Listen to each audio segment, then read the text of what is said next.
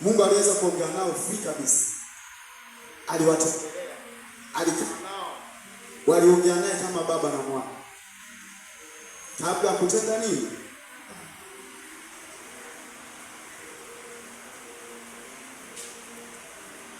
Baada ya anguko lao, baada ya kutenda dhambi, ule uwepo wa Mungu kama alivyosema mama baba, ule uhalisia wa wao na Mungu uliondoka au ulipungua kidogo? Biblia inasema ulipungua. Ulifanyaje? Ulipungua. Maana yake viwango vya utakatifu kwa Mungu vilipungua. Ule uwepo wa Mungu kwao ulipungua. Maana yake ungekufa wale kufa. Kwa sababu usingekuwepo hata na ulinzi wowote wa Mungu. Lakini kwa sababu ulipungua, waliendelea kuwa hai. Ulipungua. Sasa kwa sababu Mungu ni kifu, viwango vyake vya utakatifu havitakiwi vipungue. Mungu anatakiwa ile size iwe ile ile.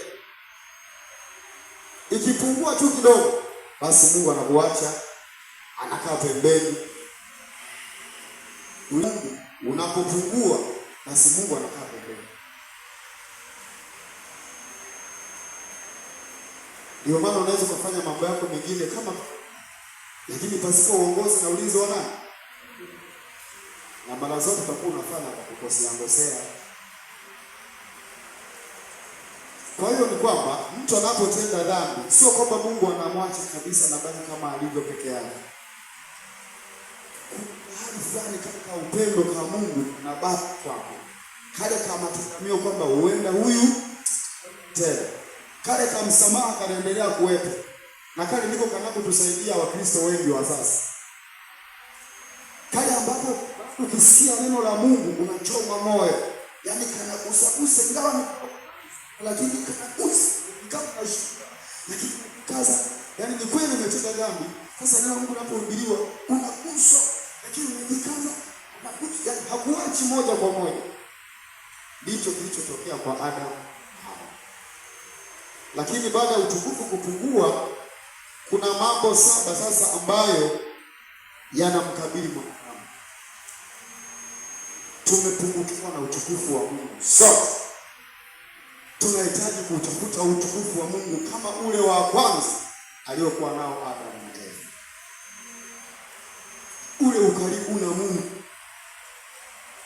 Bwana Yesu asifiwe. Kwa hiyo andika pale, yapo mambo 7 yanayomkabili mwanadamu yeyote mwenye dhambi au aliyepungukiwa na utukufu wa Mungu.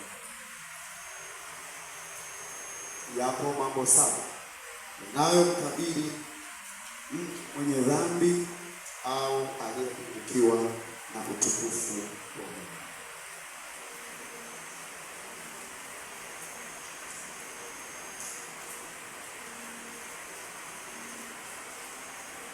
Tutayataja haraka alafu nafasi tutaelezea. Andika jambo la kwanza, mwenye dhambi amepotea.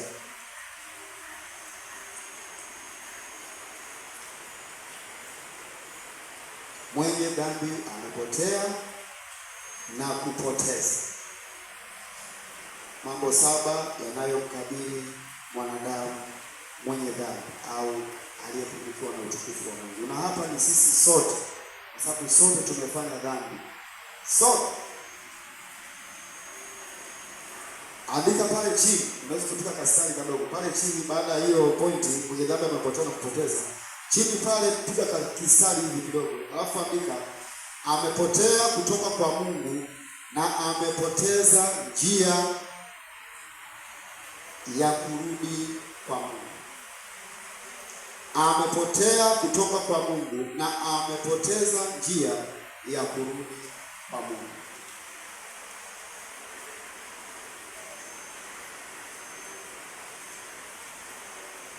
Amepotea kutoka kwa Mungu na amepoteza njia ya kurudi kwa Mungu.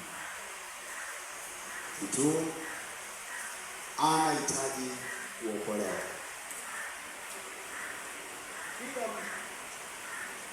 kila mwanadamu anahitaji kuokolewa kwanza. Isaya sura 53 mstari wa 6, Luka sura 19 mstari wa 10.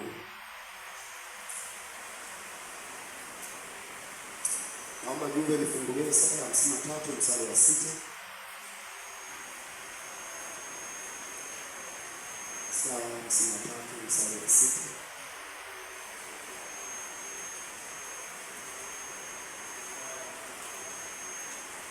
Mstari wa 6.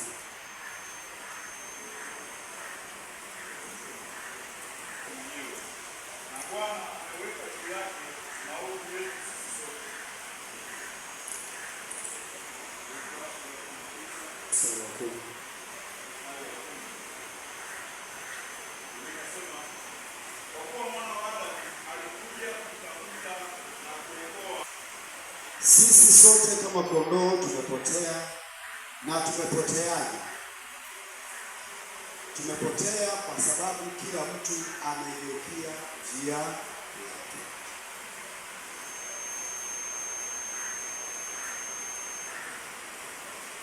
Mungu aliweka njia ya kumwendea yeye. Aliweka njia, aliweka utaratibu jinsi mwanadamu anavyoishi maisha matakatifu yanayompendeza Mungu. Hatuishi tu sisi kama tunavyotaka, tunaishi kwa kanuni ya Mungu aliyoiweka. Haijalishi una mafanikio kiasi gani, haijalishi una huduma yako ni kubwa kiasi gani, lakini kuna mfumo ambao Mungu ameweka. Kila mwanadamu anataka kuishi katika mfumo huo. Na si kwa sababu kwamba utakapoacha mfumo huu wa Mungu kaenda kwa njia yako mwenyewe utakufa kabisa. Hapana, tumeona hapa utukufu wa Mungu utapungua.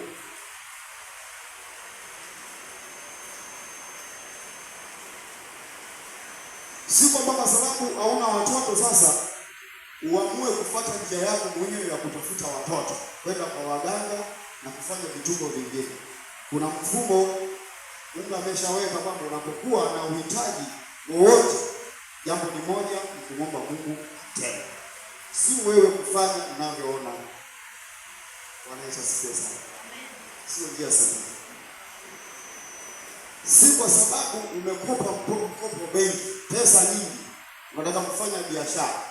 Sasa fanya kila liwezekanalo mpaka upate pesa ili urudishe ule mkopo benki.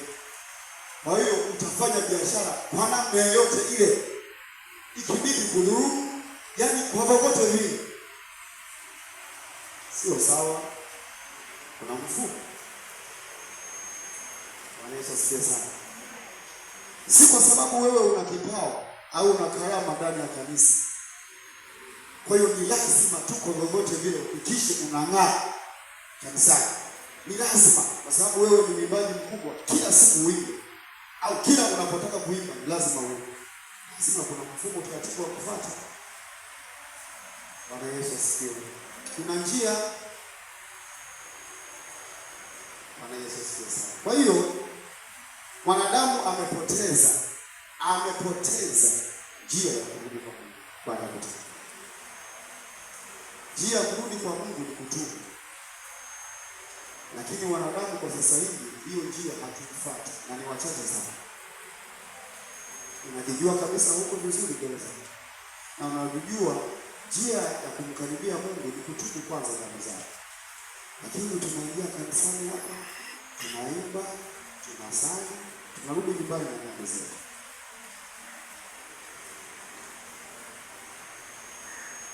Na dhambi na tusuta kabisa. Bwana wewe hapa hauko sawa, tengeneza.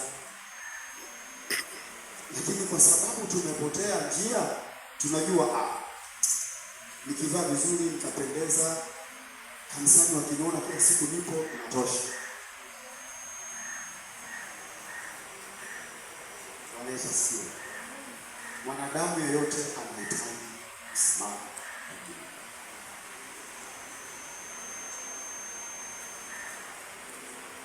Kwa hiyo hiyo ni pointi ya kwanza. Jambo la pili, mwenye dhambi amekufa. Mwenye dhambi amekufa.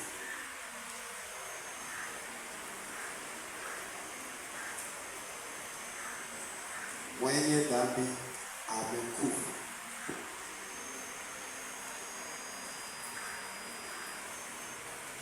Hapa kwenye hili neno kuna vitu vingi.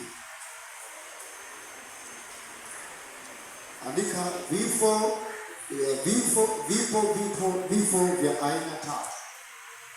Vifo vya aina tatu kwa mwanadamu.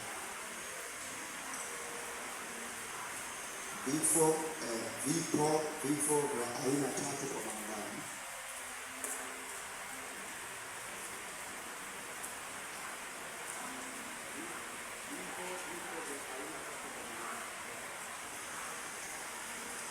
Kifo cha kiroho,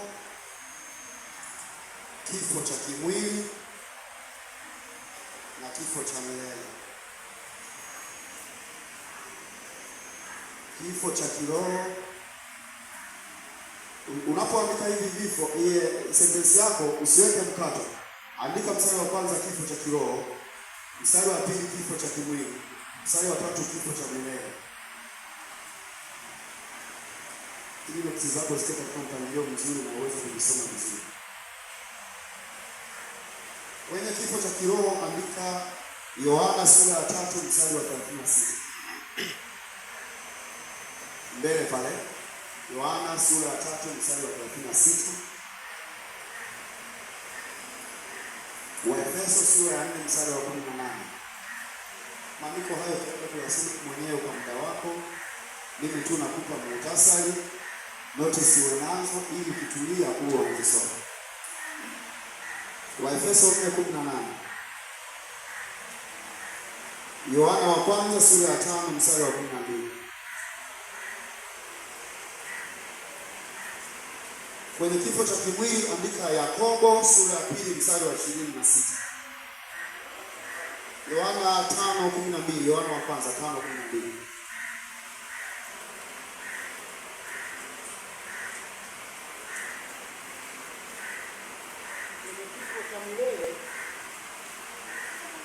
Yakobo 2:26. Yakobo 2:26. Mwenye kifo cha milele andika Ufunuo sura ya 20 mstari wa 11 na 15.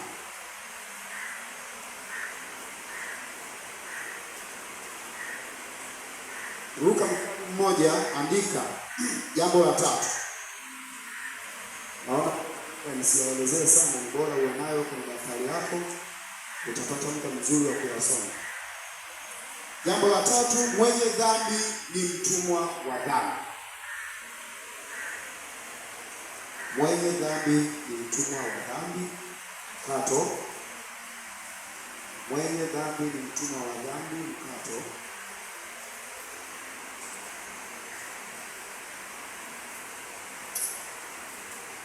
Anahitaji kukombolewa.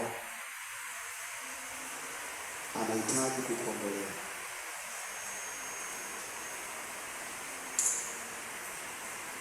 Andiko Yohana sura ya 8 mstari wa 34. Yohana sura ya 8 mstari wa 34. Mkato. Warumi sura ya 7 mstari wa 15. Andika hivyo hivyo na kutakia.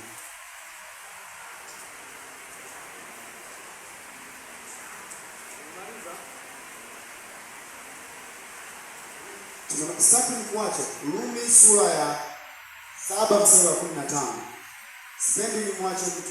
Natamani notes hizi uwe nazo, zitakusaidia popote pale. Tayari? Pointi ya 4.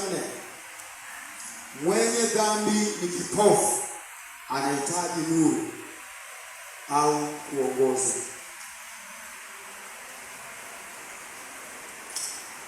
Mwenye dhambi ni kipofu, anahitaji nuru au kuongozwa.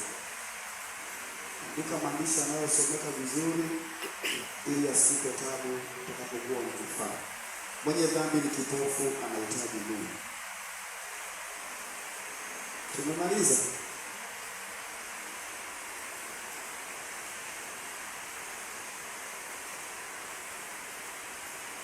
Andiko la somo, andika Wakorintho wa kwanza sura ya pili. Wakorintho wa kwanza sura ya pili mstari wa 14. Somo letu ni hali ya mwenye dhambi. Andiko kuu ni Warumi sura ya 3 mstari wa 23 kwa waliochelewa. Na tunaangalia mambo 7 yanayompata mtu mwenye dhambi au aliyepungukiwa na utukufu wa Mungu. Tumeandika Wakorintho wa kwanza sura ya 2 mstari wa 14. Andika tena Yohana sura ya kwanza mstari wa 5. Twende chapu kidogo. Yohana sura ya kwanza mstari wa 15.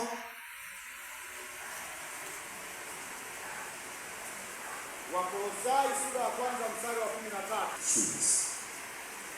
Kolosai sura ya kwanza mstari wa 13.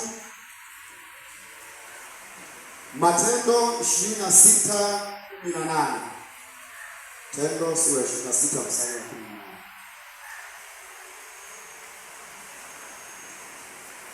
Jambo la 5, mwenye dhambi ni muasi, anahitaji kupatanishwa na Mungu. Unaruka mstari, unaandika pointi inayofuata. Mwenye dhambi ni muasi, anahitaji kupatanishwa na Mungu. Mwenye dhambi ni muasi, anahitaji kupatanishwa na Mungu.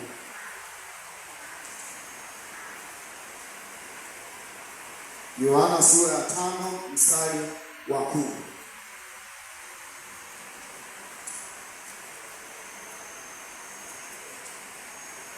Kolosai 1:21. Tito 3:3.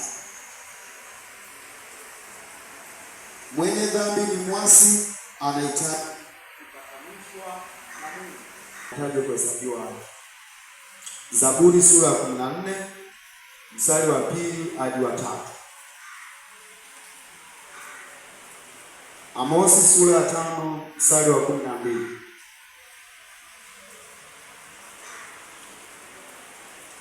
Warumi sura ya kwanza mstari wa 28 hadi 34. Nikikuacha hata kwa sentensi yoyote, naomba uniulize ili nirudie.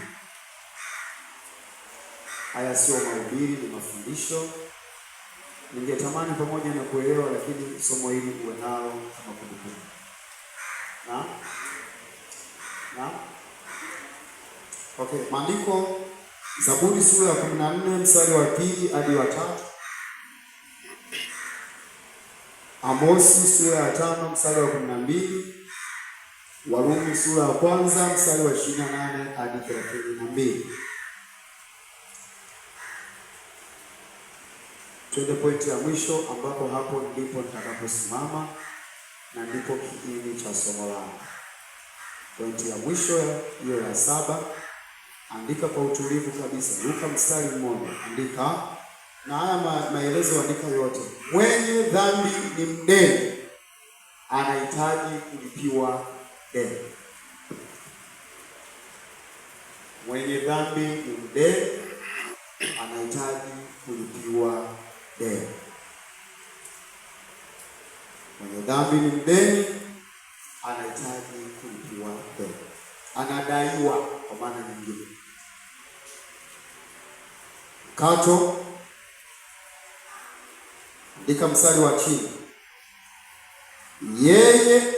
Yesu ndiye aliyelipa deni lote la dhambi kwa njia ya kifo chake msalabani.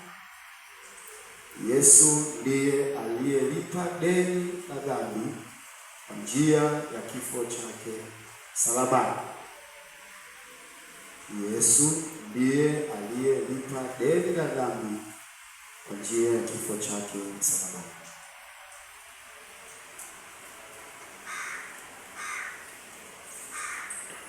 Kato, andika pale chini tena mstari mwingine unaofuata. Alikufa badala yetu sisi ili tuwe hai milele kwa kumwamini yeye. alikufa badala yetu sisi ili tuwe hai milele kwa kumwamini yeye. Alikufa badala yetu sisi ili tuwe hai milele kwa kumwamini yeye. Mwanadamu amekufa, kumbe tunaweza kuwa hai tena, lakini ni kwa njia gani? Ya kumwamini Yesu. Haya, andika Isaya 43 mstari wa 25, Matendo 13:38,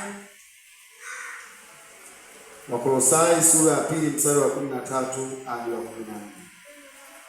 Matendo 13:38. Haya maandiko ndio tutakayosoma tunapokwenda kumaliza somo letu.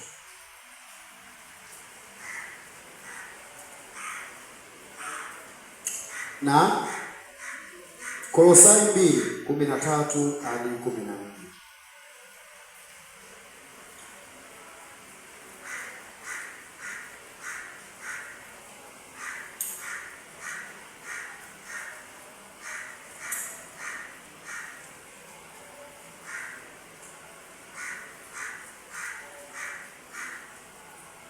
Tutastiki kwenye pointi yetu ya mwisho, pointi ya 7, kwamba mwenye dhambi ni mdeni, anahitaji kulipiwa deni.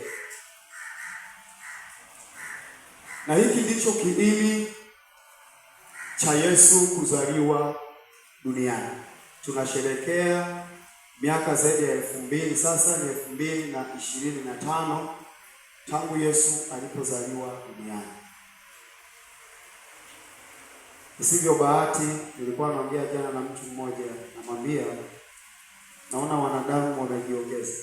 Siku ya Krismasi sasa haisherekewi kama ilivyokusudiwa na Mungu, isipokuwa watu wamesherekea kwa mtindo mwingine mpya kabisa. Wanamwambia mzee Karinga bana, yaani ile siku ya Krismasi yenyewe ya kusherekea ile huwa watu wanaifanya huwa ni siku ya kula na kunywa na kulewa. Sawa wapendwa, yaani ni ulevi uliopindukia, ni kula kweli kweli.